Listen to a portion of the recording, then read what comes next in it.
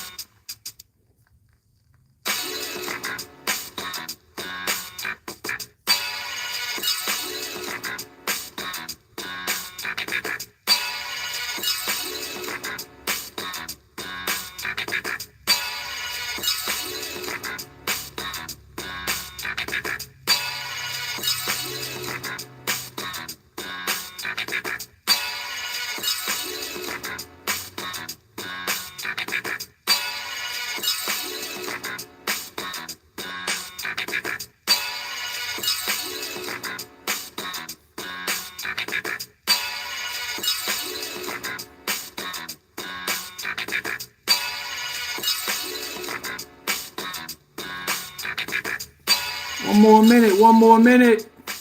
60 seconds. We about to blast off, people. Welcome to Kingdom Diplomat podcast.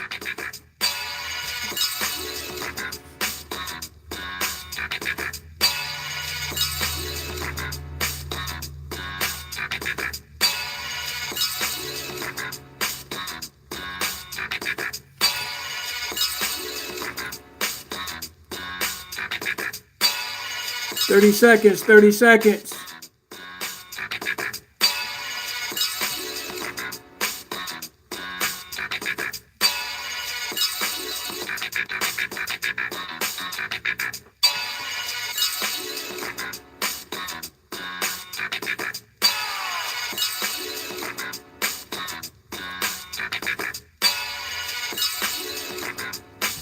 10, 9, 8, 7, 6, 5, 4, 3, 2, Uno.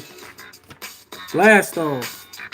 All right, guys, let me go ahead and put this to rest right here.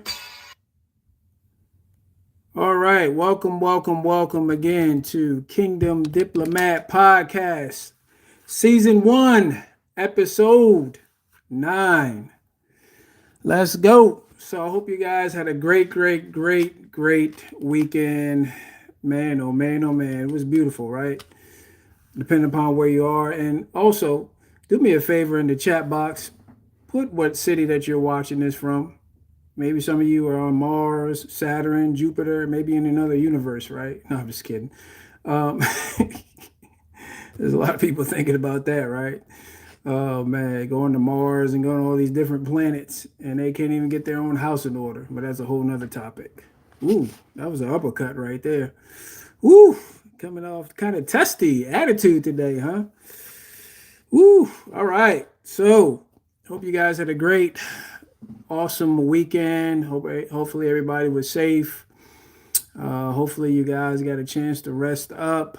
Hopefully you are planning for the future, right? That's a big thing. You gotta have a target, right? You gotta give your mind something to go after. Your mind is like a GPS, right? You know, with your GPS phone or system that you use on your phone, the app, you know, if you're going somewhere, you have to provide it direction. If you don't provide it directions, you're not going anywhere, right? If you go to the counter and you talk to one of the employees at an airline and you come up to him or her and you say, hey, and they say yes, and you got a long line behind you, and they say, where do you want a ticket to go to? And you say, I don't know. Well, guess what? If it's a lady, you may get cussed out, especially if it's been a long day. So you better know where you're going, right? Or if you don't know where you're going, somebody else is going to take you where you don't want to go. How about that? Man, I hope somebody wrote that down. So anyway, again, thank you guys for watching. I say this every week. Welcome. You're taking time out of your schedule. Time you cannot get back. I do not take that for granted. So I put some time in to see what I'm going to be talking about. Obviously, this is a thread that started probably about 2-3 months ago. You can go back through my live videos and even back on my Facebook page. I even started there until I got my YouTube up and running. And there's a certain thread through there. And so the foundation of these talks are the 5 most important or vital questions that every human being must know. Kind of like in order to stay in this body, you got to have air, right?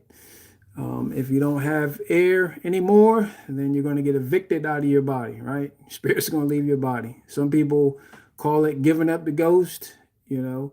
But anyway, so again, please post what city that you're in. I really appreciate it. It kind of gives me a feel. So if you're in whatever city, if you want to do your continent, you know, if you're on the other side of the world, it's nighttime, please post that. I really appreciate it. So also like and subscribe. Like and subscribe. I think I got 69. I'm trying to get to 100.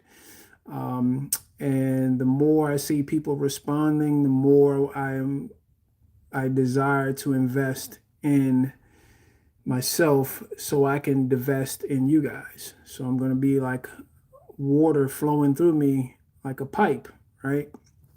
So let's go on to this next thing. So I like talking about this. So I like talking about stories.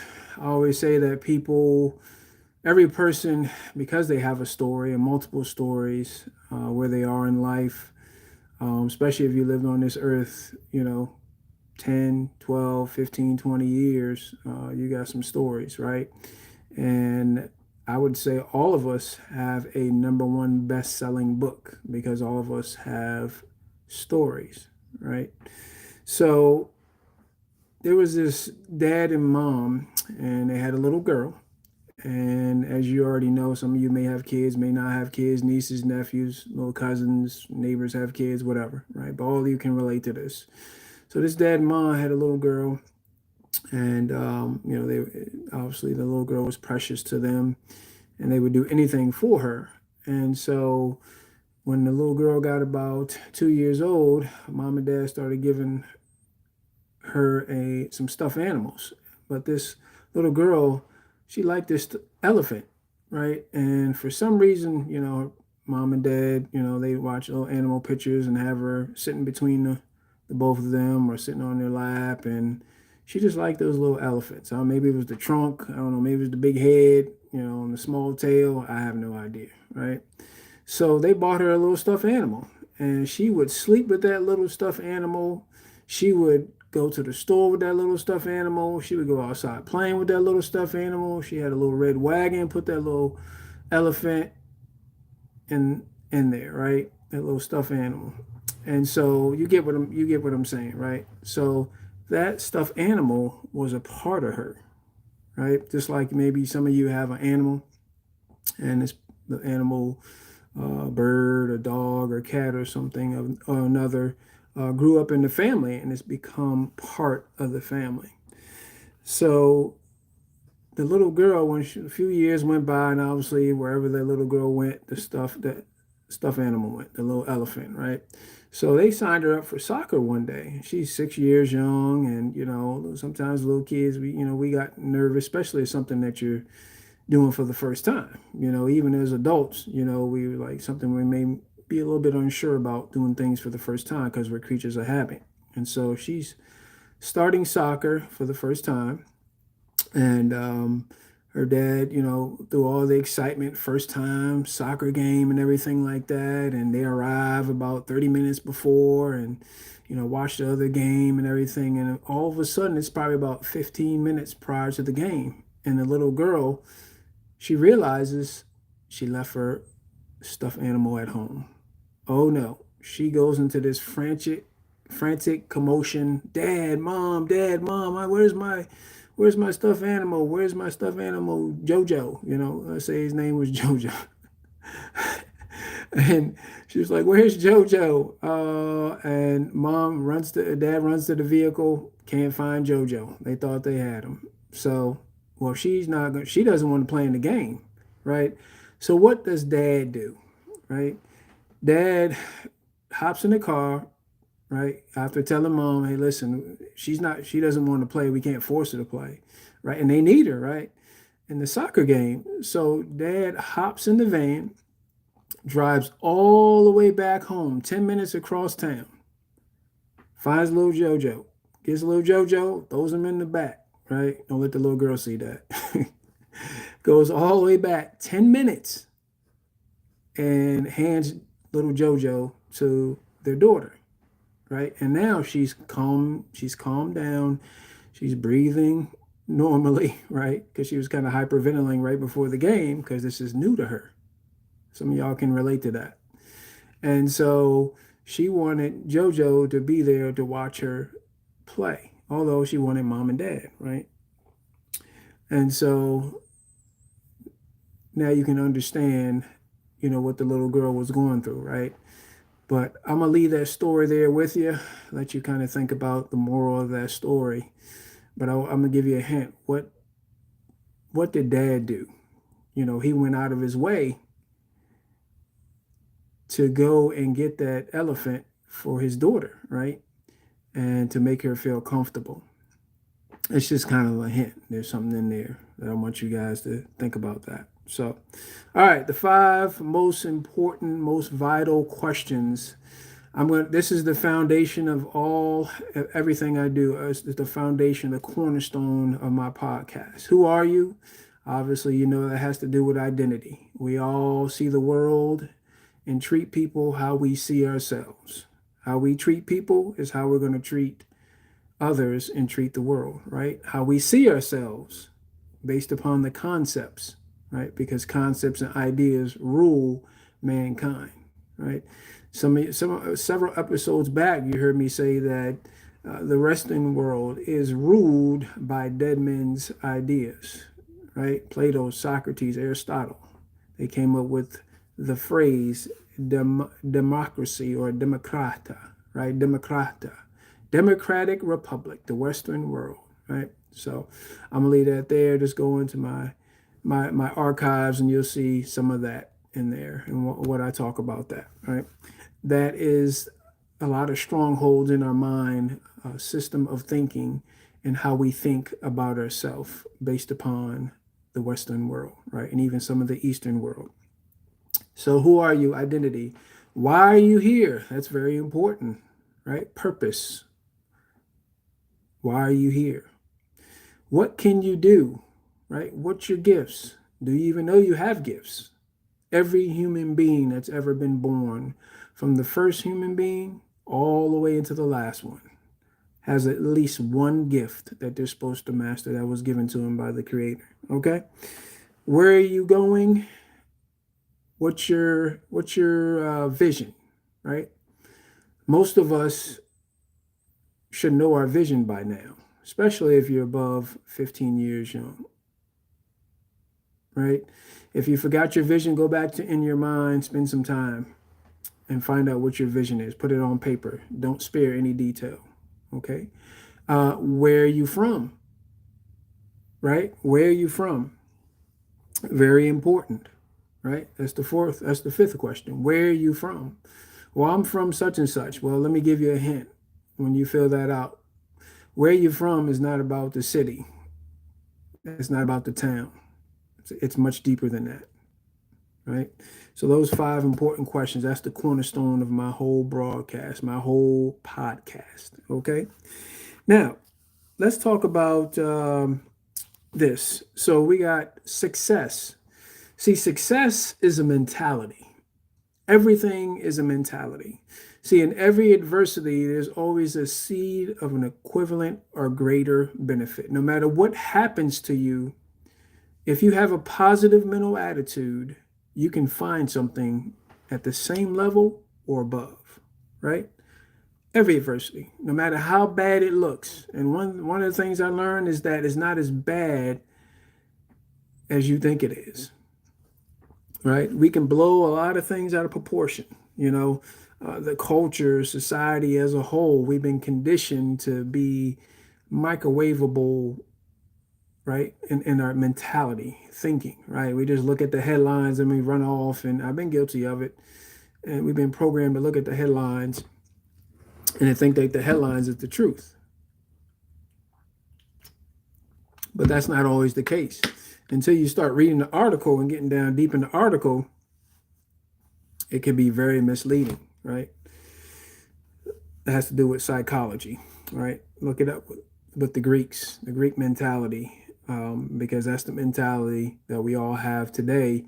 And it is a way that people who do know that and have control over certain mechanisms can control other people without them even knowing it.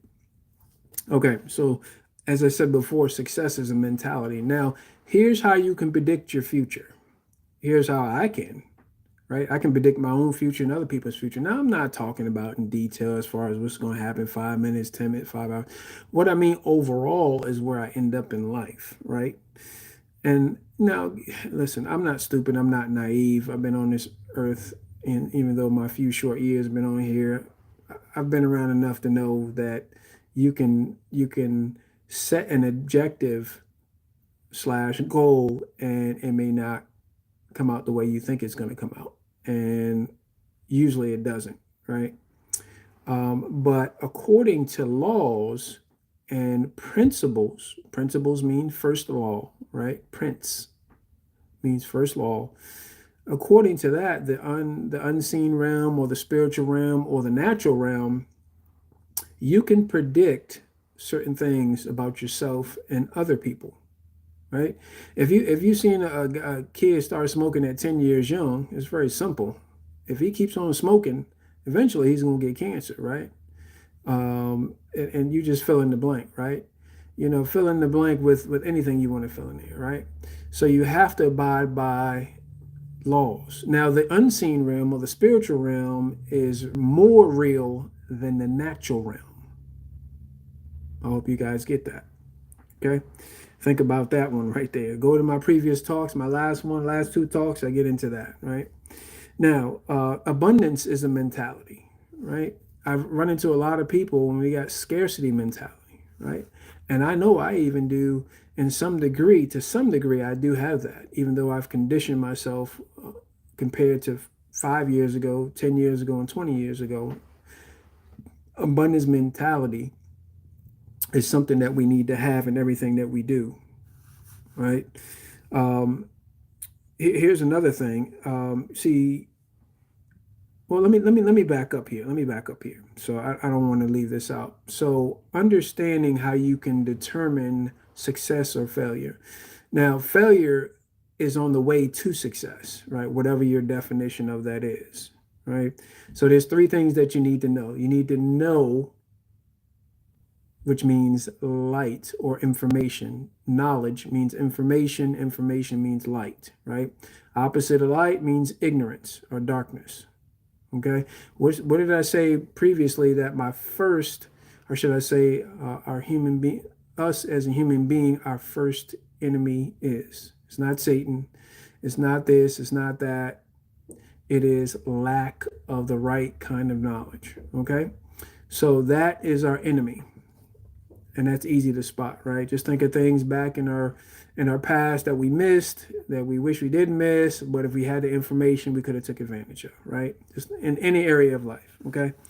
Now, failure, as I said before, is part of success. Now, there's a difference between failure and failing, right? You don't want to be a failure. That means you've accepted it. The party is not over until you accept it, right? So if somebody called you when you were younger, friend, family, whoever, foe, and they said, hey, you're clumsy, right? No, I'm not clumsy. And they just keep saying it over and over. And then you get two or three people start saying it, right? Especially if they're close, right? Because the closer the person is, the more heartstrings you have intertwined with that person. And many times you're apt to believe them, right? If you don't know those 5 questions, if you don't know the truth about yourself. Because mainly everything I'm talking about is about you, is about me as an individual, right? So with that being said, the first thing, as I said before, is knowing. The second thing is understanding, right? If you can understand certain laws, and if you remember I said before that a manufacturer, and the manufacturer created mankind, us, the species called mankind, were a product. Right? And I read that definition a few weeks ago. A product consists of a human being or a thing, right? And so the laws of success were built in you and me. Are you listening to what I'm saying? The laws of success were built into you. But guess what? If they could be built into you, just like a car, right? But in that car, if you do not do what the manufacturer says in the handbook called the manual, right? Then, and you decide that you want to put in orange juice or milk into that car, pretty soon you're going to be walking or bumming a ride or paying somebody to ride in the bus, right? Because you violated those laws. So we as products individually, right, we have laws that were built in us. Now we have to match those laws with our thinking, right? Because God's not going to do it for us. He's just not going to do it for us, right? If you're hungry, you got to get up and go get something to eat, right? He's not going to manifest himself and feed you. you know, when I talk about that, I like to talk about those little baby birds. We humans are so smart, we're stupid, right? Me included. I've done dumb things before. But you ever see those little baby birds on the animal show, and the mother she goes off and gets a worm, and the baby bird, she comes back, and the baby birds are blind, they can't see, and they just got their mouth open, right? And mama could be fitting anything down their throat. Well, thank the Lord that innately she knows she has to feed her kids nutrients, right? So they can grow and eventually get bigger and fly out of there. She kick them out the nest. But that's how us human beings are. A lot of times we just listen to any and everybody, and we try to do things that they are doing, or you can get really, really, really deceived by people on the internet, right? And that's one of the reasons why I decided to hop on here, because I wanted to empower people, not just keep all the things that I learned and over $100,000 of leadership and books and seminars and being mentored by millionaires and multimillionaires. I didn't want to just hoard it for myself. I wanted to help other people. I wanted to empower other people because, let's say, for instance, you're the only person on the planet that's a billionaire, right? And you want to go play, but you don't have the friends and family members that want to go play with you because they can't, right? Because they're stuck at a job. Now, don't get me wrong. I spent most of my life in corporate America, right? I'm so thankful for a job. It provided food on the table, right? But your job and your work are two different things. Your job provides means to an end. See, everybody should know that they're going to lose their job one day, right? One day you're going to lose that job, whether it be by on purpose or by, or should I say, whether it be by your doing or by the company's doing or the economy, right? One day you're going to lose that job. Doesn't matter how much money you make, right? And so even a business also too, right? So I'm not going to go down that rabbit trail, but you get what I'm trying to say, right? So you have to think ahead 5, 10, 15 years. Most corporations think ahead 20 plus years. So if the average male passes at 78, 79 years young, physically, and the female, I think, is about 82, 83, 84, somewhere around there. So let's say you're 30 or 40 or 50. Well, you got another 30-something years to go if you're 50, right? Let's say you're 70. Okay, you got another 13 years. You should be planning ahead, right? Nobody should have to tell you that, even though we've been conditioned in our culture not to. So anyway, the second thing again is understanding. So you went knowing, understanding. So you got to have comprehension of natural laws and unseen laws or spiritual laws. And then the third thing, what I learned is that you got to have wisdom. Wisdom, you should write this down, means application. Application. So you got knowing is information, knowledge, right? Which means light. The opposite of light is darkness or ignorance. And then you got understanding. Understanding means to comprehend. And then wisdom means application. So those three right there, you have to know, right, about these laws, natural laws and unseen laws. Now you can do your own research on that one. Later on, I'm going to put together a course of some sort to where I'm going to be adding value to you. And, right now, because basically what I'm doing is I'm telling you the why and the what. Later on, I'm going to tell you the how, but it's going to be offering through a course. And guess what? If you want to take this ride with me, you're going to have to pay for it. Why? Because if you don't value yourself, by you hopping on right now and listening to me live or listening to me later on, lets me know that you consider yourself to be valuable. Okay? Because if you don't value you, the price that you don't or do put on yourself will be very close to the price the world puts on you. I've noticed, if you pay attention to that, it is so true. So true. Okay. Now, abundance mentality. There's enough oxygen. There's enough grass. The money has not gone anywhere, no matter what the news says, right? The money, it hasn't gone to another planet, another galaxy. It's still here, right? Hey, and let me give you this tip. I'm sure I said this last week. So in one of the markets, they trade anywhere from $7 to $10 trillion per day. I'm going to repeat that again. Just in one of the markets, they trade. Money's moving all around the world. $7 to $10 trillion per day. Now, how much of that do you have? Well, notice a lot of my talks, I don't talk about money. Only when I'm trying to give you evidence of why you should listen to some of the things that I've said and done, because some of the things I've accomplished, right? So before I get into these last three things, almost 30 minutes now, let me see if I can wrap this thing on up in about 30 minutes, okay? Hopefully you guys are taking note. So let me go back over my testimony real quick. I'm just going to give you a synopsis, right?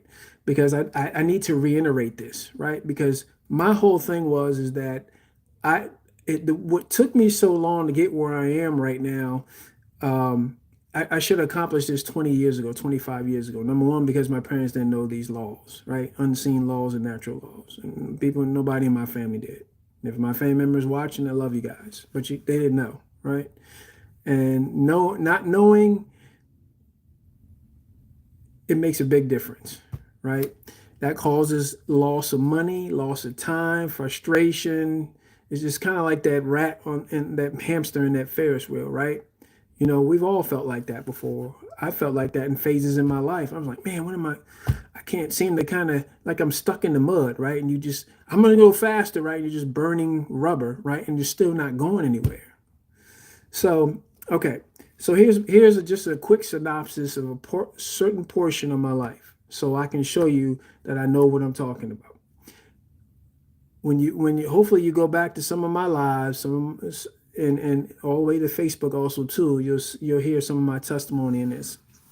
But this is more for the new people, and for the people, if you've heard this 2 or 3 times, maybe there's some things in there that you're going to catch that you didn't catch before. So my wife and I and our kids, at the time, we moved from VA, and we needed to move. We needed a fresh start. So we decided to move down to North Carolina because we had been down here before through the years for business, and investing ourselves, adding value to ourselves and everything, going to some leadership conferences and everything like that. So I quit the job where I was up there. I was working for an insurance company. And my wife was no, she wasn't working for the state at the time, but she was working part-time, right? Because I wanted her to come home and stay with the kids, and just a lot of that stress, unnecessary stuff at work, right? So I said, you just come on home with the kids, and I'll figure everything else out, right? So I wasn't making but so much money, right? I'm just being honest with you. I'm always going to be honest with you. I have like I didn't even finish my first year in college. Okay. Right. And so most people will look at me, oh, he's just a failure. I'm not going to listen to him. Okay. So, but I laugh at that. Right. Here's one of my dreams. Here's what I'm going to do one day. I'm going to go into a Ferrari Lamborghini dealership, and I'm going to get a Ferrari. I'm going to write a check for it, maybe, or maybe somebody give it to me or something, just because some of the things that I've imparted into their life. But either way, what I was thinking about was dressing up like a bum, or just real shabby looking, right? Just grow all my hair out and just look nasty, maybe have a ketchup stain right here or something like that, some holes in my shoe. But they wouldn't know how successful I would be walking in there, right? They would look. See, you can't judge a book by its cover, right? We always say that, but we do judge a book by its cover, right? You got to be very careful on that, right? Scientifically, we judge people within the first 7 seconds, right? There's some kind of preconceived notion or bias or racist or whatever, some type of thing that we all do. We do that to ourselves. So you can't give what you haven't got, and we give what we have got to people, right? Whether we unknowingly do it or knowingly do it. So that's one of the things I want to do. I want to go in there looking like that, and then I want them to just all ignore me. And then sooner or later, I'm going to walk up to one of the salesmen and say, hey, I want that Lamborghini right there. And I'm just going to write a check for it, right? And it's going to go through, and it's going to floor them. And that person that actually didn't judge me, I'll probably give them a little tip or something like that and everything. But that's one of my dreams. Okay, I'm gonna do that. But that Lamborghini is not. Although that's one of the things that I'm gonna have. It's not a big thing, by me applying these laws, unseen laws and natural laws. It's automatically gonna come to me because I don't have to chase after it, right? Because what did I say before, last week and the week before that? I'm always going to kind of reiterate this. The most important real estate is the 6 inches between our ears. I hope you write that down. And I hope you never forget that. All right. So here's my quick testimony. So I left the job. Keep in mind, we were renting at the time. Told the landlord that I'm not going to be renewing the lease, moving away to another state. We had never moved to another state before.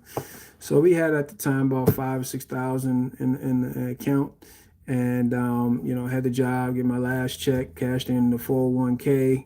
My wife was already working part-time, probably for a good 4 or 5 years or whatever. So she got her check or whatever like that. And so keep in mind, we got 4 kids. So So usually when you move from one place, you have another place already set up for you, right? Well, we didn't, right? But we knew we were supposed to end up down here. So we prayed about it. And so we came down here. I kid you not. This was a week, 1 week. Now, keep in mind, as I said before, we were supposed to, the lease already had been signed. Less than 30 days, right? We got to be out of here. Actually, it wasn't even 30 days. It was about a week. So we already had come down here. We had visited North Carolina several times before that. I forgot to tell you that. But we had made the trek. I don't remember if it was the second or the third time before we came down here. But anyway, everything already had been signed, right? The bridge had been burned. And so I remember to this day, I was just telling my neighbor this. We were waiting in this restaurant's parking lot and we were calling places. And the thing they would always ask us, and it would usually be the last thing was, are you working? I was like, I got X amount of money here. I can put 2 months, 3 months, 6 months, whatever you need us to do. We can't accept that. You got to have a paycheck or something like that. If you got a business, and you got to have like 2 years worth of income statements or something like that. So we were in a jam, you know what I'm saying? But you know what? I know the Lord told us to move down here. That's what we did. We obeyed. And if you can imagine 4 kids and a wife in a minivan at 40 something years young, and 40 years young, and saying, oh my gosh, man, did I make a mistake? That's one of the biggest things that somebody can do to you to destroy yourself, or you can do to yourself, or other people can do to you, is to cause you to doubt yourself, right? See, I knew that I heard the Lord, right? But doubt and fear go hand in hand. They're twins, okay? I hope you write that down. Doubt and fear go hand in hand. The biggest thing you can do to somebody else, to hurt somebody else, or somebody can do to you, is cause doubt. Because once you doubt yourself, then the party's over with, right? You're not going to act on what you know to be true. And so, long story short, we were able to get into I went to an interview because I was like, you know what? I'll scrub floors, I work at a fast food restaurant, whatever. That's not beneath me, right? And so I went to this grocery store and I did a live interview right there, less than 10 minutes. So in the back of my mind, I'm listening to what he's saying, but in the back of my mind, I'm like, man, we got all this stuff. We got to move down here, all this furniture and stuff like that, man. I got my wife and my kids and everything like that. And I'm like thinking in my mind, I'm like, Lord, I know you told us to move, but you know what? I'm going to stay strong. I'm going to stay in faith, and it's going to come through. So I asked him, hey, do you know anywhere that would accept, us? I'm willing to put some money down, pay 3 months of rent ahead of time, whatever, to get in there. And he was like, well, let me check this place. So I checked the place where he was, and this was the manager, by the way. And so I called them immediately after the interview because he told me to come back and whatever. And so they said, oh, no, I'm sorry. We just rented out such and such, and sorry, we don't. But you should check our sister. Oh, man, I'm glad I didn't hang up after that. He said, but you should check. See how sometimes when we're focused on an objective or a goal and we give up too soon. Did you know that most people end up giving up too soon on their dream? Right before they're about to have a breakthrough. Why? Because life will test you. Life wants to test you to see how bad you want it, how much of a desire that you want something, right? Or should I say a desire that you have to have it, right? Because there's a difference between wanting and needing, right? I want food, but I need food to stay in this body, right? There's a big difference. And so, yeah, that's what I did. And so he said, but you should call our sister property. So I called them. Long story short, we were able to get in there. They were able to use my last 2 years check from the previous job I had just left. Now that gets us in the door to live. Okay, now the first thing I did, this is why you have to take action. This is why you need wisdom. Wisdom means application. See, it's not enough to know something and then understand it, but you're still going to fail if you don't do it. So those 3 things have to be connected, right? You have to take those 3 steps. Know the right knowledge, understand it, and then take action. Okay, so what I did is I got my business license, right? I said, "Whoa, what can I do?" I looked at myself and I said, "All right, what value can I give somebody else?" Well, we had a part-time cleaning company up there in VA, outside of my cleaning job, right? I mean, outside of my corporate job, and so that's what I did. And so I'm talking to people, I'm making flyers, I'm running around doing all my things. So I'm being active, right? Letting people know I used to detail cars. So I did detail flyers, you know what I'm saying? So I did that for a little bit, right? And so not only that, in the process, I'm looking for a job. Now, has to be a humbling experience. Now, humility does not mean being a doormat. Humility means to be teachable and forgiving of oneself and forgiving of other people, right? Be quick to forgive, slow to speak, slow to find fault, lavish with your praise. That's a law right there, people skills. I learned that years ago by reading a book. I hope you write that down. I'm going to say that again. Be quick to praise, slow to find fault, lavish with your praise, quick to listen, slow to speak, right? Easier said than done, right? All right. Now, so I'm handing these flyers out and everything like that, just looking to drum up business. That was able to drum up some business. So in the meantime, I'm sending out resumes. I sent about 30, 40, 50 resumes. You can't work harder than I worked, right? So but the job I got, now keep in mind, this is the timeline as soon as we moved into this place, right? The timeline is immediately I hit the ground running like Fred Flintstone. And so I didn't want my wife to go back to work. My son had just got out of high school, right? He's not working at all. Got mouths to feed, got a little bit of money in the bank. But guess what? Next month is coming, and next month is coming. So I can't find a job, right? I'm willing to do whatever I got to do. I don't care whatever it is, right? As long as it's honest and legal, I'm willing to do it. I don't care. It's not above me, right? So because it's my responsibility. And so what happened is that I ended up getting a job at minimum wage. Okay, 40 years young. Minimum wage at the time was $7.25. My gosh, you want to talk about humbling experience. So we went from zero, from as far as your job, several thousand in the bank, right? Had to get some things done with the car and everything like that, registration. So that took some money out of there. No income coming in. The next month, I find a job, $7.25 an hour. Well, man, how many hours I got to work to make the amount of money that I had before? Because I made more money up there in VA. You know what I'm saying? But it's only but 24 hours in a day. You still got to rest, you got to eat, and so on and so forth, and do stuff with your family, right? So priorities. Now, check this out. So 2 months go by, 3 months go by, 4 months go by. Still not a job that at least making 2 times what I was making at the $7.25 an hour. I don't mind divulging this information. This is going to be in one of my books one day, right? And so I'm being faithful, right? I'm applying wisdom. I'm taking action, right? So I know, I understand, and I'm applying. What laws? The law of management. I said this before last week.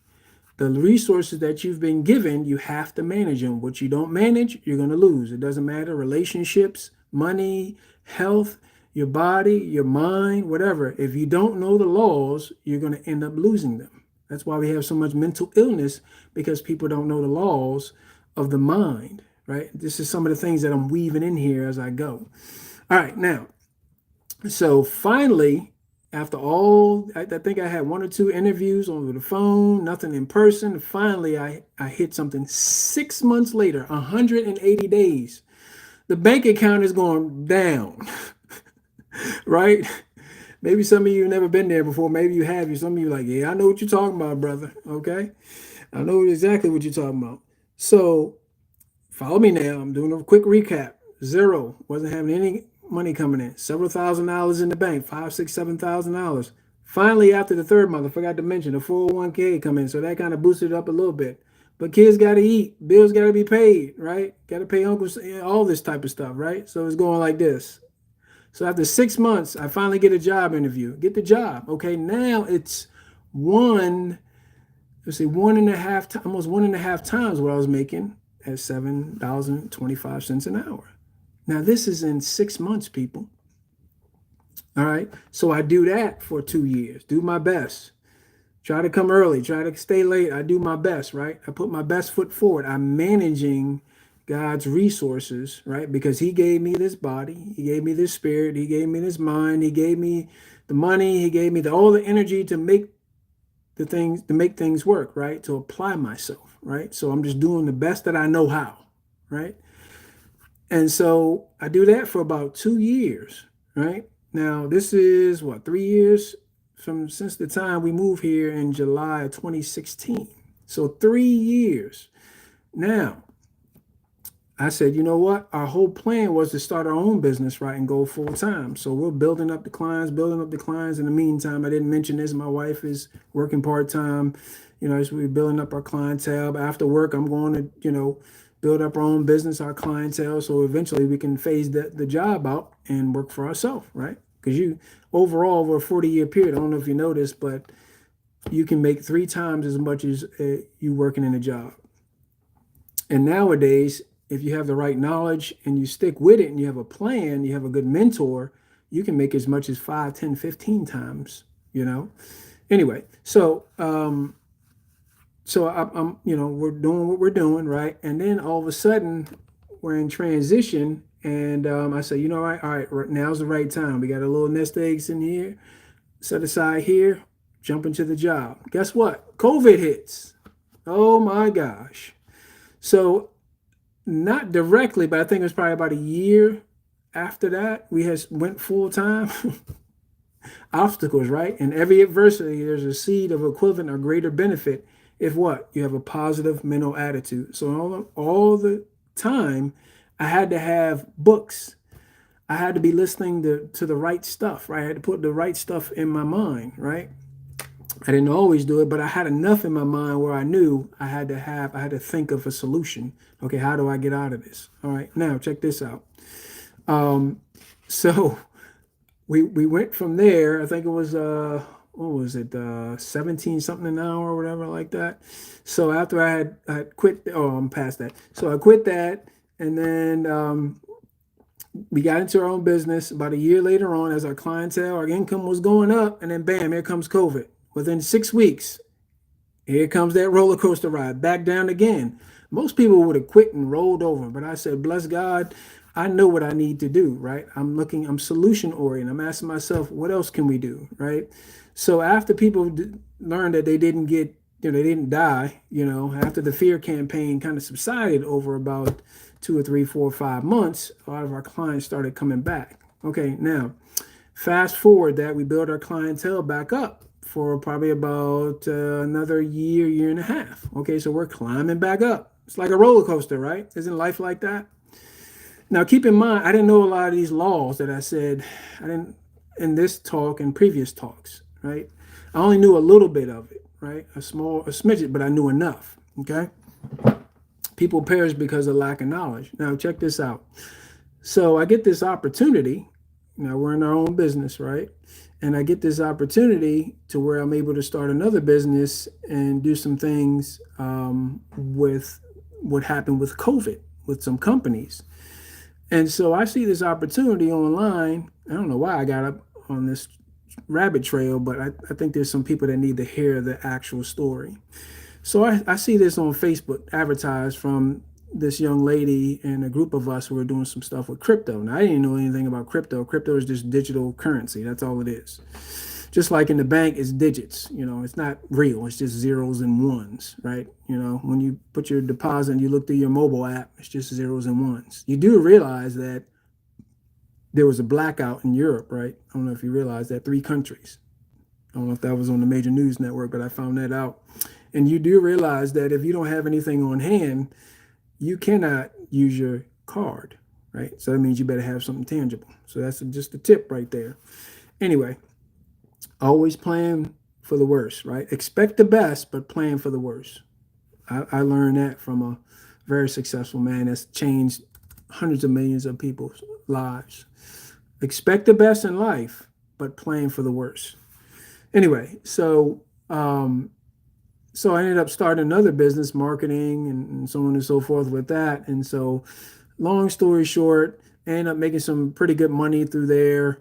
And then fast forward through this other company, So over the last 8 years, even though circumstances were going up and down like a roller coaster, my mentality, I was still reading, I was still doing things, listening to positive things, trying to block the negative out, and my mentality was slowly, surely creeping up, right? And so, like I said before, this last campaign, you guys probably know the story already. In 2 months, when it's all said and done, I'll make anywhere from 3 to 7 times what I made my last corporate job, right? All because of these laws, that some of these laws I shared with you and in previous talks. So, all right, so 10 more minutes and I'm out of here. Okay. Now, I just wanted you guys to see the progression. So from zero, making zero something out when we first moved down here in 8 years. Oh, and by the way, we bought our first house, right? Our first house, right? On some acreage and multiple cars and everything like that. You know, bought some property that we can rent out for 2 weeks out of the year and everything like that. But from zero all the way up to being able to, when it's all said and done, you know, we'll make quite a bit of money. Strong, you know, I wouldn't say strong 6 figures, but 6 figures, okay, from zero in less than 8 years. So I said all that to say this. That's why you should listen, okay? Now, when I encounter people who even have less than I do, because it's not about what they have, it's about the mentality and what I can pick up from a person.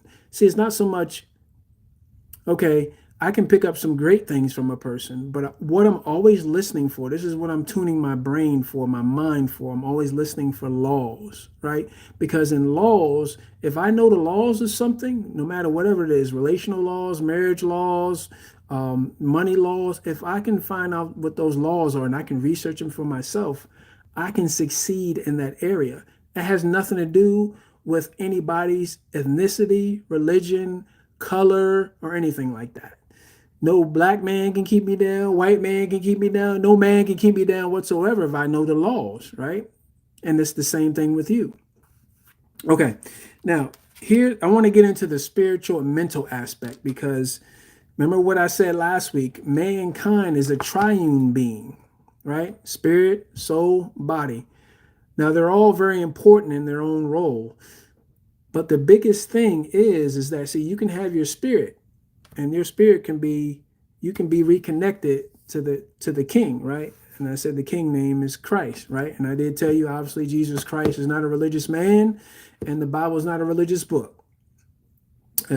And by the way, here's a side tip. All religions, if you want to look at this up, all religions are based upon Abraham. Think about that one right there. All religions have something in there based upon Abraham, the father of faith. Anyway, all right. Now, here's the spiritual and mental aspect. Now, many religions, especially the top four, when you look at them, so you got Christianity, you got Islam, you got Buddhism, you got Hinduism, and so on, right? All of them talk about heaven. Did you ever think about that? You ever think about that? They all talk about heaven. Okay, Christians going to heaven, right? And there is something heaven. You know, Christ talks about it. Jesus talks about it in the Gospels, right? The kingdom of heaven, which is the center of the universe, an invisible country, a nation, a state, right? And you guys know what I'm talking about. We've learned laws in school when we were growing up. We just didn't understand it, that the invisible realm is more real than the natural realm, right? The thoughts that come through our mind, the words that we speak. You can't see my words, but you can hear my words, right? You know, the law of lift, the law of gravity, the law of physics, all that stuff comes from the unseen. That's what Christ laid in to create this planet. Now, many of you are having problems with the whole heaven thing, and here's why. It's because, here's why. Now, number one, the kingdom of heaven, as I said before, is the center of the universe. Now, let me give you three things. This is the basis of the Bible. This is the basis of the constitution of the kingdom of heaven. Just like if you were born here in America, we have a constitution, right? In this democratic republic, right? And that's how things are supposed to be governed, generally speaking, right? Now, All that whole mindset, as I said before, that came from the Greeks, Democratic Republic. That's actually not, that did not come from the Bible, right? Democratic Republic did not come from the Bible. All right, now, so three things the Bible's about: a king. What did I say a king was? A politician, right? A king's word is law. You can't compromise with a king. Whatever a king says goes. So Christ, which means anointed king, Mashiach, you can look that up. His word is spiritual law, right? So there's no compromise. If he says that fornication is a sin, sin is not a religious word. Again, the Bible's not a religious book. Sin means to rebel and commit anarchy. Anarchy and rebellion cannot be in a religion. See, in a religion, you have members, and a kingdom, right? The kingdom of heaven. Remember what I said before? I gave you scripture last week. I gave you evidence last week to back up what I'm saying, right? Because all this stuff that I'm telling you is about legality. This is about law-based stuff, right? It's about government business, right? Kingdom business. And you'll see that term around the world, but most people on this planet don't even know what kingdom business actually means, right? I didn't prior to 4 or 5 years ago, okay? Now, so heaven bound. Christians say, let's go to heaven, you know, the rapture. They even got hymns and songs and stuff like that, right? Islam, another word for heaven is paradise, right? If you do this, this, and this, these works, then you'll go to paradise, right? Excuse me. The Hindus and the Buddhists go into the heavens, right? You can look this up yourself, right? So we know deeply inside of us that we lost something at the beginning. That's why the book of Genesis means the book of the beginning. Now, I'm going to tell you one thing. I do have religious mindsets or strongholds in my mind that I'm trying to get out of my head, right? The Lord is trying to help me to get rid of it because he's not a religious person. He didn't bring a religion, right? So heaven. Now, check this out. I want you guys, here's my evidence. Here's 2 scriptures to give you evidence of what I'm saying, right? Well, you know what? My pastor doesn't know anything about the kingdom. Well, I feel sorry for you.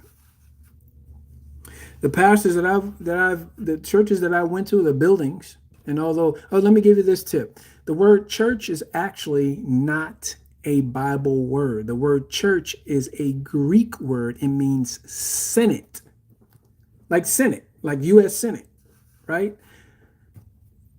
It's not a building, right? So anyway, you should look that up. It means ecclesia, right? It means Senate. It means called out ones, right? Let me give you this image in your mind. If you ever seen football, whether you're into football or not, just look at football. If you don't like football, you hate football, look at this, look it up online one time and watch the team do a huddle. Okay, you have the quarterback in the middle. Now let's say the quarterback is Caesar, right? Or let's say, you know, one of the Greeks, right? Well, let me use Caesar, okay? Because people know about Caesar, right? We live in a democratic republic world, so let's use Caesar, Rome, right? So imagine the quarterback is Caesar, and he has his senate that comes around him, and what are they doing? They're getting the play from the mind of the king, right? The quarterback, so to speak, is the king, right? So the offense is getting the play from the king. So I want to leave you with that depiction and think about that. Okay, now, so the reason why we were put here, Christ put us here, mankind, the species called mankind. You heard me say that last week, Genesis 1:26. He gave mankind a mandate. That mandate is actually on the inside of us. See, that's the reason why we human beings, we get sick, we get worry, we get disease, all that type of lack, poverty, is because we have this fight with our head and our spirit. See, in our spirit, man, we know that mandate is in us, right? It's in our circuitry. But in our mind, and when we were born through our mother's womb, right, in the natural realm, came through our father, right, through our father into our mother, and we were born here, we get programmed by the world, which, by the way, is the opposite of the Bible, right? Opposite thinking, right? And so we have that clash, right? You know, we get sick because we're not doing the things that we were created to do. That's where most of the sickness actually comes from: stress, worry. I don't know if you know that. Like 80-90% of the diseases come from worry and stress, right? Listen to people talk. Oh, I don't want to worry about that. I don't worry about that. I'm stressed about that. Think about it, right? You keep saying it over and over and over again.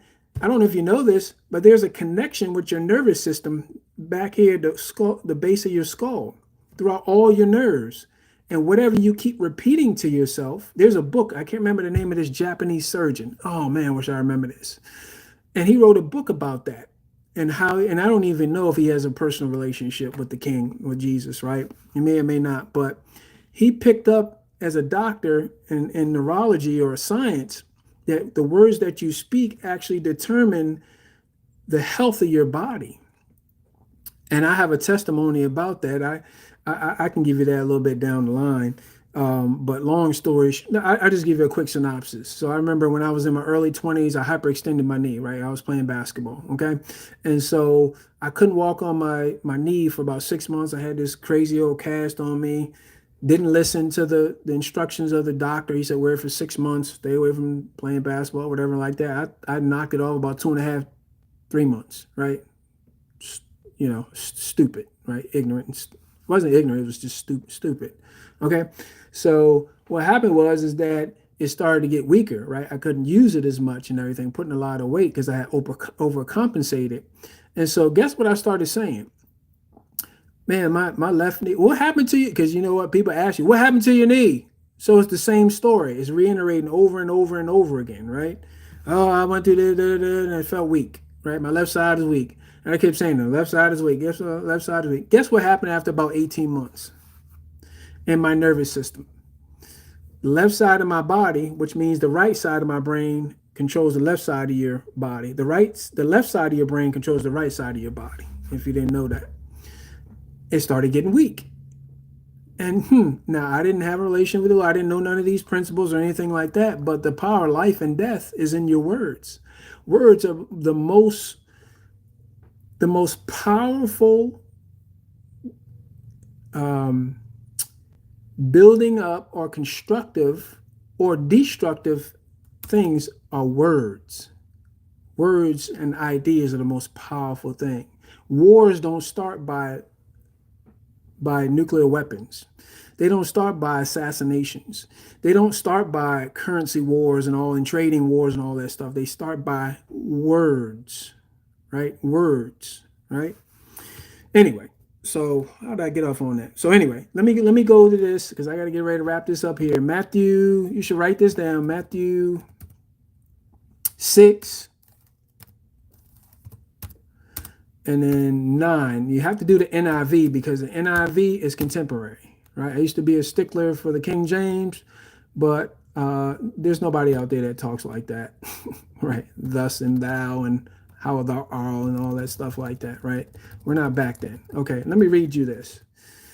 Now here's now if everybody who's passed and whose name is written in the government book, the some people call it the Lamb's Book of God. Everybody who's bowed their knee to the King Christ and they passed, they gave up the ghost, right? They shed they took their glove off their hand, right? Their spirit, right? And their body's back into the ground, right? That's where our body comes from, the dust of the ground. They're in heaven, right? But that's a temporary place. The whole purpose of Christ coming back wasn't for us to go to heaven. That's just a temporary place. Okay. Here's what he says in Matthew 6:9, right in here. Okay. Now it says, okay, now the disciples watched the master, one of the masters, his name was John the Baptist, although he wasn't a Baptist. I don't have time to get into that. He wasn't a Baptist, but I'll talk about that another time. But he had a mobile school, right? So back then in Israel, what happened is that they called you rabbi. Rabbi is a master teacher, right? So you had disciples. Disciples mean students. Students are an academic word, okay? Now his disciples, Jesus' students are saying, wait a minute, John is teaching his disciples how to pray. And keep in mind, Caesar had disciples, all Herodians had disciples, people had disciples. So everybody had a master teacher that they followed around, right? Like a little school bus, they followed them around. They lived with them, whatever, and everything like that. So now he's saying, his disciples are saying to him, teach us how to pray like John taught his disciples. And guess what he says? Okay, he says, actually, let me add this in here. Let's see. Let me expand this a little bit. All right. I'm just trying to lay the foundation so you understand what I'm about to tell you. So Jesus is giving a blueprint of how to interact with God, the King, right? Legally, even though we're family, we're a royal family. Mankind is a royal family, but you still have to come to the King with his constitution, right? His laws. Okay. Now, hang on. Let me turn this on. Okay. Now, listen to this. Our Father, okay, I just said that. That's our Father. Whether you're Hindu, Muslim, or anything like that, he's your Father. Now, why did I say that? Well, you didn't say born again. Okay, relax, relax. Go back to Genesis. The first man, Adam, okay? That's not his name. That's a title. So when God was talking to Adam, guess who he was talking to? All of us that came out of that one man. A seed, a tree comes out of one seed, right? And that tree gives birth to many acorn seeds. And they fall into the ground. They give birth to trees and acorn seeds and trees and acorn seeds. And you see, it's cyclical. It keeps going on and on and on. That's how I got here, right here. That's how you got here, right? Through the whole lineage from that first man. Okay, now he's saying, okay, our Father in heaven. Okay, that's the home country. That's the nation, the state called the kingdom of heaven that Christ was talking about in Matthew 4:17. Hallowed be your name. So that means holy is your name. Now, it says your kingdom come. It didn't say Christianity. It didn't say prosperity. It didn't say baptism. It didn't say deliverance. It didn't say worship, although that it's biblical in its own role, in its own, it's important, right? But it says your kingdom come. What? Your country, your influence of the king, right? Remember what I said before. He put us down here for what? He took us out of himself, right? Had us come through the lineage that we were supposed to come through into the physical world. That's why we're in the body, because to live on this planet, you got to have a body. You have to have a flesh, bone, blood body, or flesh, bone body, right? To live on this planet, to have authority and power on this planet. So your kingdom come, your will be done on what? On earth as it is in heaven. That's your purpose. I just gave you out of those five questions why you're here. That's your purpose. Okay. Now within that, you have your own specific vision and your own specific assignment that you're supposed to accomplish for you. And he's already equipped you already with the skills and talents, right, that you have to discover. But I just told you that's the second reason, or that's the reason why he put mankind on this planet. Did you notice in Genesis that the planet was made first? This whole universe was made first. Now, if you remember, go back in your mind when you were expecting your first child. The child didn't come first, right? You started preparing for the child. You created the environment. So all the gases and all the oxygen, all the balance of this planet, right? How the trees, suck in the carbon dioxide that we exhale, right? And we inhale their oxygen because they reconvert it and recapitulate or regurgitate it, and they spit out oxygen so we can breathe, right? All the laws that were put into this environment. Isn't that amazing? Think about that. Okay, so what does that mean to you? That means you're pregnant with some gifts inside of you that need to come out for your specific fellow man. In other words, for the audience that you're supposed to impact, whether you're 75, 80, as long as you got breath in your lungs, or whether you're 15 watching this. So you have a specific reason, specific purpose. Okay, so he put us here to do the exact same thing that he's doing, or he's done in the kingdom of heaven, right? There's no sickness, no disease, no poverty, no lack on the kingdom of heaven, right? That's why you hear people talk about, I want to go to heaven. Why there's no sickness, no disease. They're right. You can read in this Constitution, in the Bible, he tells us that. There's none of that there. But he put us here because he wanted us to do what? To learn how to function in his laws that we get from the Constitution, called the Bible, and learn his kingdom ways. So why? They can automatically happen here and make this planet look like that planet. That's called colonization. Now, we were taught that colonization is bad. Now, in the natural, when you have unrighteous kings and unrighteous queens, it's bad. Okay, you can look through history, right? You can look through religions that held hostage their members, of their so-called church. Like I said before, in Catholicism, they still to this day, and other religions, hold their people that follow them hostage by not like the leadership up top hold them hostage. Why? Because it's all about control. Now, what is control about? We want power, right? So look at my previous talk. You'll see what I was talking about that. Now, that's why I said that. With Matthew 6:9 through 13 NIV, right? Because there it is. That's the colonization project right there. Now, here's the second one. I'm about to wrap this on up. All right, I do need to take my time with this because I want you guys to get the concept. Now, you're not going to get the concept right away, I promise you, because I didn't get it right away. It took me about 4 to 6 months to get about 10 to 15% of this concept. And over the last 4 years, I'm still learning about it, but I've got a lot of the concept where I can construct it and regurgitate it and get it where I can break it down to help other people right here. Okay. Now, check this out. This is John 17:15. Okay, this is to let you know that heaven is not the goal. The goal is for us to apply his principles here and make here look like heaven. Now, eventually, the lease is going to be up, right? God gave Adam a lease on this planet, and eventually it's going to come to an end. And after I do this, I'm going to show you in Matthew 24:14, how do you know, not the day, but the season when Christ the King is coming back, right? Because this planet is on a lease. And obviously, if you can look at this planet, we've all but destroyed it, right? We're in a really bad position, right? But it's not going to end like this, right? Because he's going to get his kingdom. He's going to find some people like ourselves that are going to learn his kingdom principle, and they're going to bow their knee to him, and he's going to empower them. And notice I didn't say chase money. When you learn these principles, opportunities will chase you. I have opportunity, anyway, let's just say I have opportunity by the end of this year to make 7 figures. And it's going to continue to increase. And I haven't even talked about it, just because I learned these laws, right? Because listen to this, the Lord only funds the things that he has commissioned. You should write that down.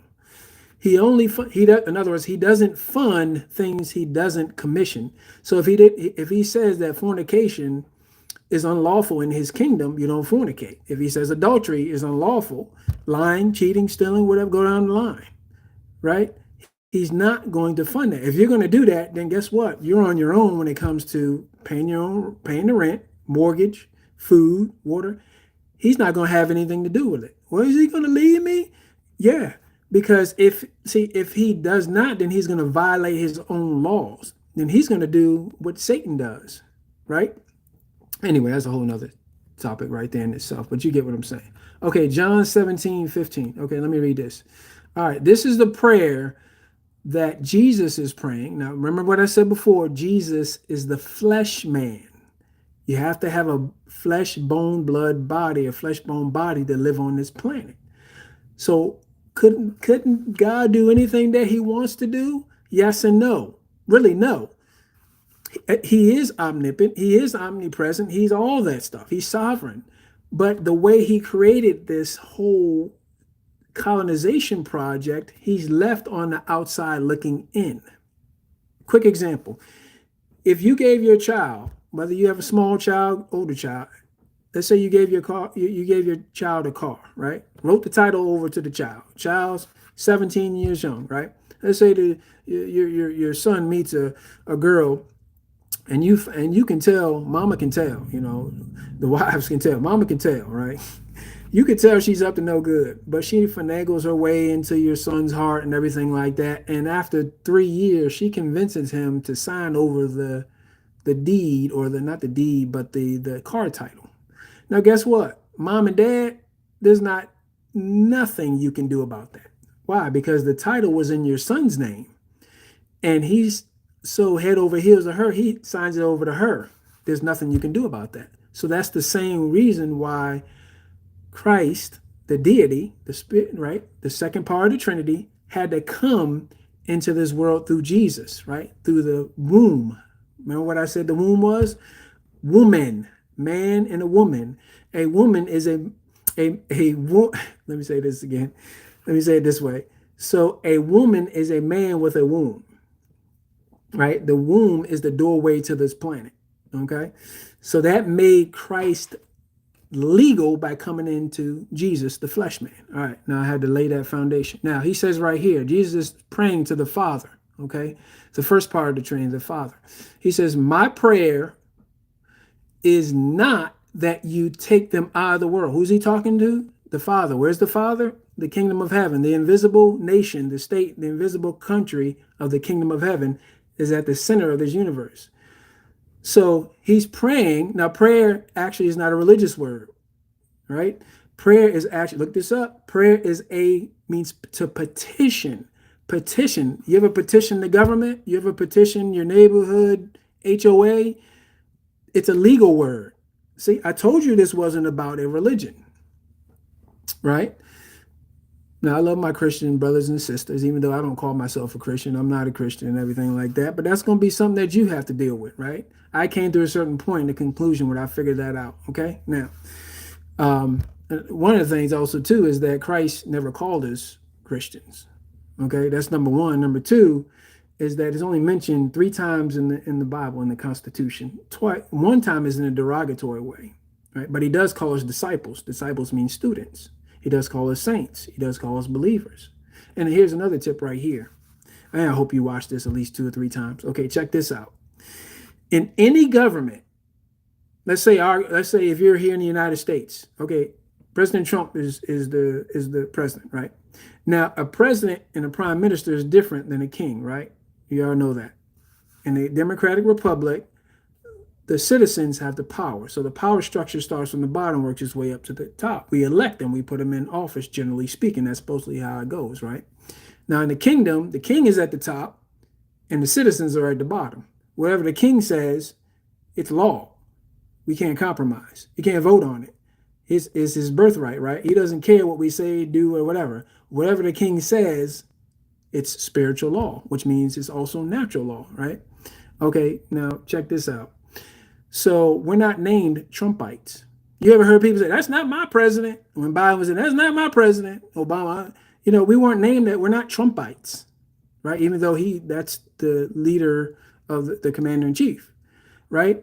Well, in Rome, follow me now, Caesar was a title that wasn't his name. You had Caesar Augustus, Caesar Tiberius. There was like 16, 18 of them, right? They weren't named Caesarites.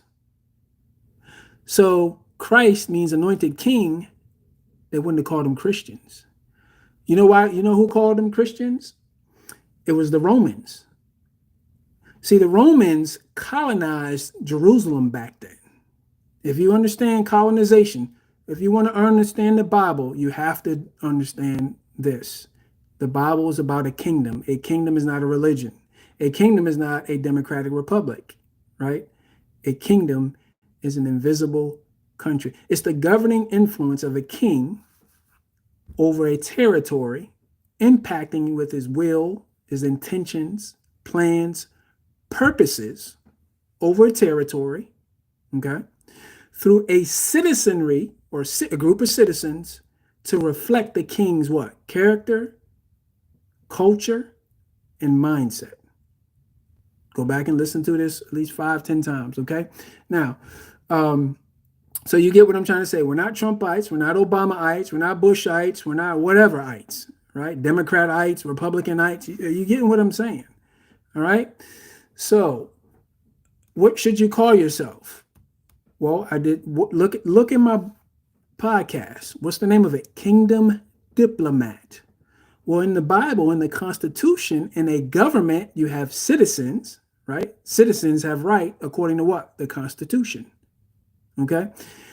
And also we're called ambassadors. Ambassadors, this is amazing right here. Don't let me forget that. Let me go here because I know you were waiting on this evidence right here. Let me go back to this. So Jesus is praying to the Father. My prayer is not that you take them out of the world, but that you protect them from the evil one. So he doesn't want us to leave. That was Jesus' prayer. Now, I've talked to a lot of Christians and used to call myself that. They're always talking about heaven. Right? Now get it. I just said before, if you pass, you bowed your knee to the king, you met the king, you wash yourself, you in the blood, you're born again. Yes. You die, you're gonna go to heaven. You leave the body, physically. You get what I'm trying to say. Okay? Your name is written in the Lamb's Book of Life, you're going there. But that's temporary. If you read in Revelation, everything ends on what? Planet Earth. He's going to redo this planet. Why? Because it's been contaminated by the blood, by innocent blood. Did you know those cells cry out? All the innocent blood of those babies in the womb. All the innocent people do genocide.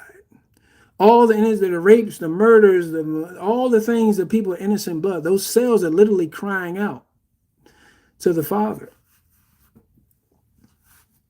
Right? So he has to redo the earth, redo the planet, and he has to leave his planet and bring that here. Well, that's a whole other topic in itself. So the point I'm trying to make is that he wants us to stay here and dominate our area of gifting. Man, I hope you guys get this. Okay, let me go back to ambassadors. Okay. Let me, since you probably looked this over, you probably didn't see this. You probably read your Bible so many times and didn't see this, right? And you know why that is? It's simple. It's because we see what we want to see. Ambassador in, okay.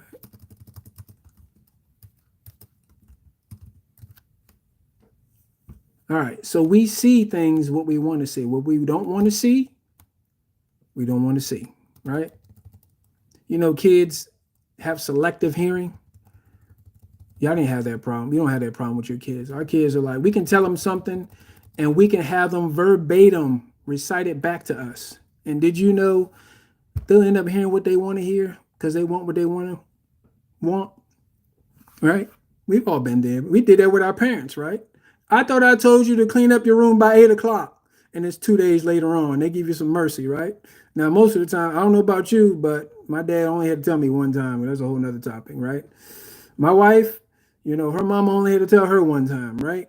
But some of these kids today, you got to keep repeating the same thing over and over again, but that's a whole nother topic. All right, so let's see. Scriptures in the Bible. And all right, so as an ambassador, you should look the definition of what an ambassador means.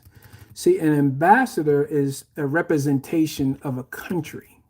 Okay, it's a country. He or she is a country on two legs. So we have ambassadors here in the United States, right? Now check this out. Whatever country we have an ambassador, they're called a diplomat. Okay, a diplomat. Now that diplomat, wherever they go, if you slap a citizen, let's say you slap a citizen, bam, right? That's called an assault. So they can get the law on you, right? Citizens can call the law, and law, there's gonna be some problems, right? You go to court and all that stuff, you can press charges, right? But if you slap an ambassador, what happens? Now you get the attention of the head of state, which is the king, right? You're messing with a country. You're messing with the military. You're messing with the citizens and the people. You get what I'm trying to say when you mess with an ambassador? Also, as an ambassador, you don't have to worry about your resources. You should look this up. An ambassador, let's say there's an ambassador, U.S. ambassador in, let's say, the Bahamas. Okay, there's a plot. Let's say there's 10 acres. So the country, United States, buys that plot of land, and that, if you go into those gates, that's the territory of the United States. Well, I thought it was in the Bahamas. Yes, but they're in that territory. Do you understand me? They purchased that territory, and so that ambassador sits there and they represent their home country back in the United States. So what are we doing as mankind, as a species? We're supposed to we're down here in the natural realm, down here, and we're supposed to be representing the king. Okay, does that make sense? Down here in this realm, right? So anyway, I can't find it or whatever. I'm not putting in the right thing or whatever. But look, just run a reference yourself. How many times it talks about being a citizen and ambassador? Those are legal words. Those are government words. They're not a religious word. So anyway, I'm pretty much done, God. Oh, here's the last thing. So be careful, okay? Here's what's going to happen. I'm teaching you something that you won't hear in school, you won't hear on your job, and you won't hear anywhere else, okay? Now check this out. Mark 4. Here's what's going to happen. I'm not a prophet or anything like that, but here's what's going to happen. Satan is going to attack you some way, somehow. He's going to use people that are close to you. Those hurt the most, right? He's going to use somebody at your job. He's going to use money. Something may happen with your car. Listen, it's not God. It's not me. I promise you. But here's what Satan is you got to remember, his name used to be Lucifer, right? He was the head of culture in God's kingdom. So he knows how to manipulate people through media, news, music, any type of media, right? To mess up the soul, right? All right, now check this out.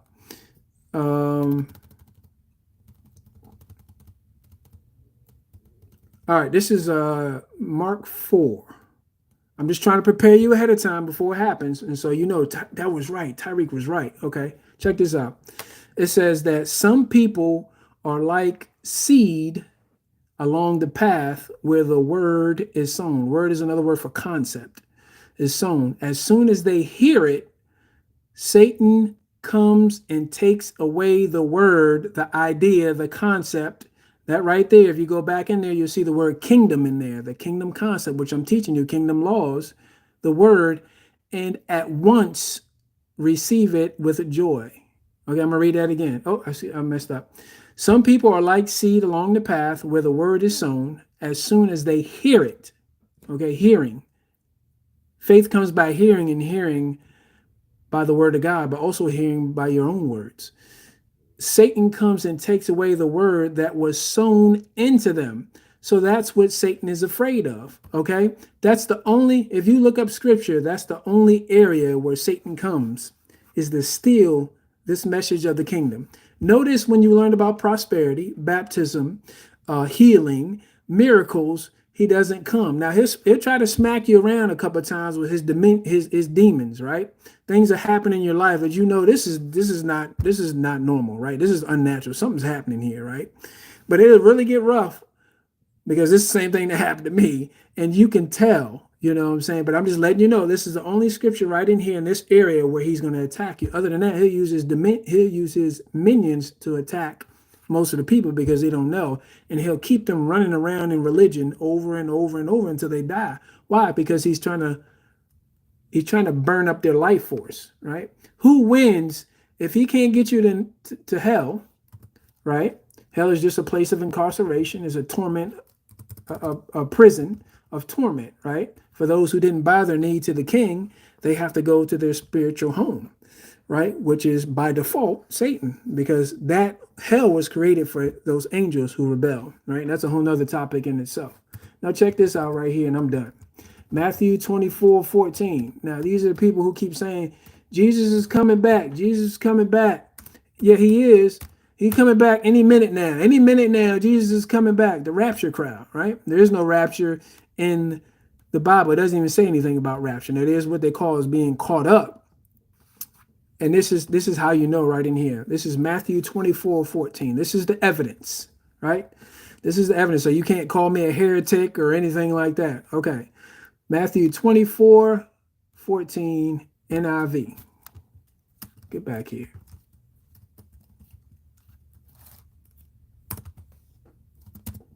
This is going to blow you away. How many times have you read this and you read right over it? How many times did I read this and read right over it? You know, hundreds of times, right? Why? Because I didn't want to see it, right? All right, now check this out. Matthew 24:14. All right, so this is coming out of the mouth of Jesus. Christ is inside Jesus, right? Like a hand in glove. And he's saying this to everybody. And this gospel, And this good news. Now, why did he say this? Why does he keep saying this? Because he knows us. He knows mankind. He knows his creation. We want to do what we want to do, with whom we want to do, when we want to do. We hard-headed, right? And this gospel of what? Christianity? No. Of Islam? No. Of baptism, prosperity? Fill in the blank right there. Nope. And this gospel of the kingdom, there's that K word again, will be preached. That means announced in the whole world, this whole world system, as a testimony. Testimony means evidence. Evidence in the court of law, right? You're going to give evidence to, or a witness. Another word, it could be a witness. Witness is a legal word. It's a law-based word. Testimony to all nations. I could be wrong, but I think this one right here, if I remember correctly, and the nations means ethnicities or people, different colors, everybody, right? And then the end will come. Now, we won't know the day, but we're going to know the season. I'm going to read that again. You should read this yourself. You should say this out loud. In this gospel of the kingdom, what's a kingdom? It's the governing influence of a king over a territory, impacting it with his will, his intentions, his plans, his purposes, through a citizenry to reflect the king's purposes, culture, and mindset. That's a kingdom, right? What is the Bible about? A king in the unseen, putting his creation in the seen, right? We're unseen beings, putting us in the body in the seen. You get it? Right? To make this planet look like planet heaven. You get what I'm saying? All right, real simple. It's colonization. Will be preached in the whole world as a testimony, as evidence, right? In the Gospels, he was giving evidence, healing, raising the dead, opening the blind eyes, the lame was walking, financial miracles. All that was a testimony. It was evidence that a new kingdom, a kingdom culture had arrived. Why? Because we were turned over to Satan. Why? Because our forefather sinned and rebelled, right? So we all became spiritually dead, spiritual death, you know? So anyway, that's it, guys. Let me get out of here. I'm a little bit over my time. I'm actually about 30 minutes over my time, but just please listen to this. Please take some notes. I just gave you about 3 or 4 scriptures. Go to my last talks. It tells about that. Please subscribe.